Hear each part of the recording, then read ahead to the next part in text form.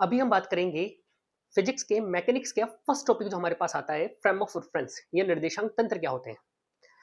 किसी भी फिजिक्स में किसी भी घटना की स्थिति एवं मोशन को हम देखने के लिए हमें एक फ्रेम की जरूरत पड़ती है, एक निर्देश तंत्र की जरूरत पड़ती है, जहां से हम उस चीज की पोजीशन या स्पीड को मेजर करते हैं, मोशन को।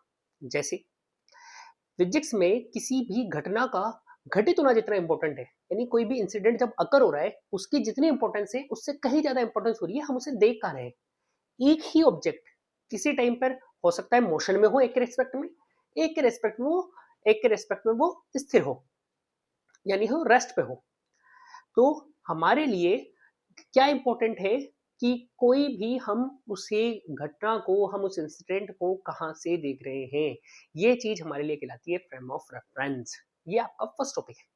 लाइक इसे हम एक तरीके से एक एग्जांपल से समझते हैं। जैसे मान लीजिए यहाँ पर एक रेलगाड़ी है, या फिर बस है, या फिर कोई भी एक ट्रॉली। मान लीजिए आप, एक बच्चा यहाँ पर जा रहा है चिंकू, इसका दोस्त बैठा हुआ है यहाँ पर इसके साथ पिंकू, और यहाँ पर इन्हें बाय कर रहा है मिंकू। अब चिंकू और पिंकू ये जा रहे हैं दौड़ते हुए, मान लीजिए 40 किलोमीटर पर आवर की स्पीड से जा रहे हैं, और यहाँ पर ये पहिए लग रहे हैं। मिंकू बेचारा खड़ा हुआ है। अब मान लीजिए अगर पिंकू के पिताजी ने फोन करा चिंकू को, क्या पिंकू के पापा ने फोन करा, किसको करा? चिंकू को। उनसे पूछा कि बताओ मेरा बेटा क्या कर रहा है, मेरा बेटा दौड़ रहा है या स्थिर है, रेस्ट पर है या मोशन कर रहा है? चिंकू ने कहा, अरे कहाँ, ये तो मेरे साथ बैठा हुआ है, यहीं पर है मेरे साथ ही। पिंकू क्या है? रेस्ट पर। किसके रेफरेंस में? चिंकू के रेस्पेक्ट में। अब यही पिंकू के पापा ने किसको फोन करा? मिंकू को। मिंकू से पूछा, बेटा मिंकू, चिंकू कहाँ है? तो ये क्या कहेंगे, अरे कि अंकल जी चिंकू जा रहा है 40 किलोमीटर प्रति घंटे की स्पीड से। यानी पिंकू और मिंकू ने, दोनों ने चिंकू की क्या बताई है? अलग अलग पोजीशन बताई है। एक ने तो क्या है, एक ने तो क्या कहा है, वो रेस्ट पर है। एक ने क्या कहा है कि वो मोशन कर रहा है। अब या तो दोनों गलत है, या दोनों सही है, या एक सही है, एक गलत है। आप देखेंगे कि दोनों सही हैं, पर दोनों अपने फ्रेम ऑफ रेफरेंस में। यानी हमारे लिए, मैं वापस कह रहा हूं, जितनी अच्छी आपकी ऑब्जर्वेशन होगी उतनी अच्छी आपकी फिजिक्स होगी। तो हमारे लिए क्या इंपॉर्टेंस है? हमारे लिए इंपॉर्टेंस है, अगर कोई घटना घट रही है, अगर कोई इंसिडेंट अगर हो रहा है, तो हमारे लिए क्या इंपॉर्टेंस है कि वो कौन से फ्रेम ऑफ रेफरेंस में हो रहा है। ठीक, बात करते हैं फ्रेम ऑफ रेफरेंस होते कितने टाइप के। तो हमारे पास फ्रेम ऑफ रेफरेंस दो टाइप के होते हैं। एक तो होता है इनर्शियल। इनर्शियल हिंदी में अपन कहते हैं इसे जड़त्वीय। और दूसरा होता है इसका just opposite, non inertial. Non inertial या कहेंगे इसे अपन अजड़त्वीय। क्या होते हैं साहब? जड़त्वीय क्या होता है, अजड़त्वीय क्या होता है? अब याद कीजिए 9th क्लास।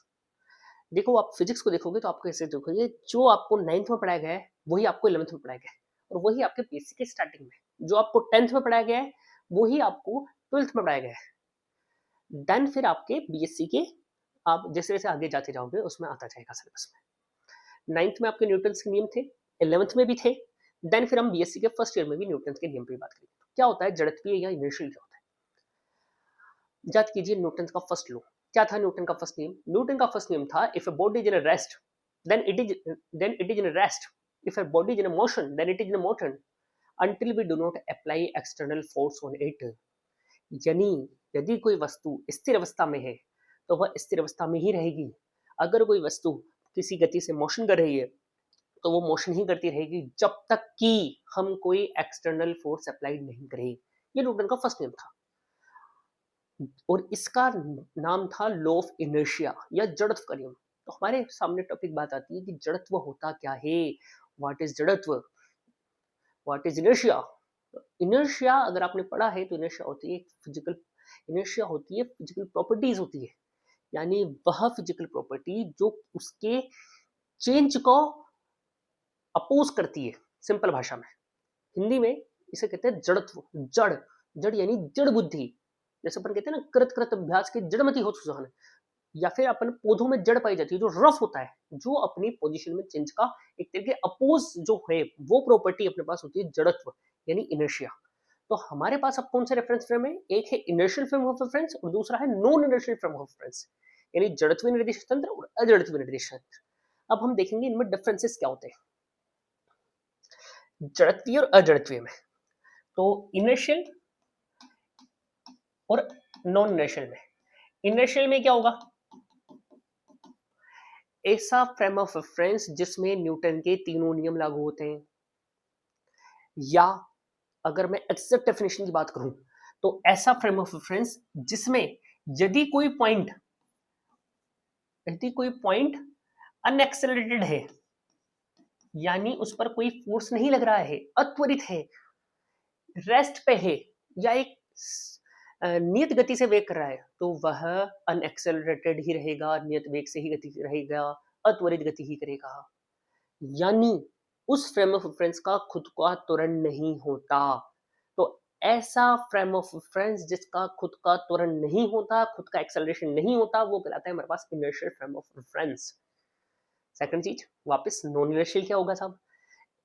वही कि जो इनर्शियल फ्रेम ऑफ रेफरेंस नहीं होते वो non inertial frame of reference होते हैं, यानी ऐसे फ्रेम ऑफ रेफरेंस जिसमें न्यूटन के तीनों नियम लागू नहीं होते। सेकंड चीज, अगर न्यूटन के तीनों नियम लागू नहीं होते, सेकंड अगर कोई ऐसा फ्रेम ऑफ रेफरेंस जिसका खुद का कुछ ना कुछ त्वरण होता है, खुद का कुछ ना कुछ एक्सेलरेशन होता है, वो कहलाता है हमारे पास non inertial frame of reference. यानी अगर कोई अनएक्सेलरेटेड पार्टिकल है, या अनएक्सेलरेटेड पार्टिकल है फिर रेस्ट पे पार्टिकल है, तो इस फ्रेम ऑफ रेफरेंस से देखने पर उसका कुछ ना कुछ त्वरण होगा, अगर हमें उसमें न्यूटन के नियम लगाने हैं तो। अब समझ में आ गया क्या सीखा? इन फ्रेम ऑफ रेफरेंस क्या होता है, यानी निर्देशांक तंत्र क्या होता है हमारे पास। ऐसा फ्रेम ऑफ रेफरेंस, ऐसा हमें किसी भी फिजिक्स में किसी भी घटना का ऑब्जर्वेशन करने के लिए एक संदर्भ तंत्र की या निर्देश तंत्र की या एक जगह की आवश्यकता होती है, उसे हम फ्रेम ऑफ रेफरेंस कहते हैं। हमारे लिए बहुत इंपॉर्टेंस है। सेकंड चीज, कितने टाइप का होता है? दो टाइप का होता है साहब। कौन कौन सा? इनर्शियल और दूसरा नॉन इनर्शियल। इनर्शियल क्या है? जिसका खुद का कोई त्वरण नहीं होता, न्यूटन के तीनों नियम लागू हो जाते हैं। नॉन इनर्शियल क्या है? ऐसे जो इनर्शियल नहीं होते, यानी जिसका खुद का कोई त्वरण होता है, न्यूटन के कोई से भी नियम लागू नहीं होंगे।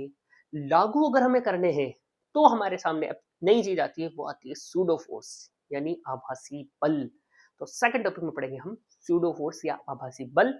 फिर हम पढ़ेंगे गैलीलियन ट्रांसफॉर्मेशन, देन फिर हम पढ़ेंगे इनका ट्रांसफॉर्मेशन इक्वेशंस क्या होती है, क्या क्या है, और फिर पढ़ेंगे हम कोरियोलिसिस फोर्स, जो न सिर्फ फिजिक्स के लिए इंपॉर्टेंट टॉपिक है बल्कि ज्योग्राफी के लिए भी बहुत इंपॉर्टेंट टॉपिक है। Thank you. इस अभी के लिए थैंक यू so much.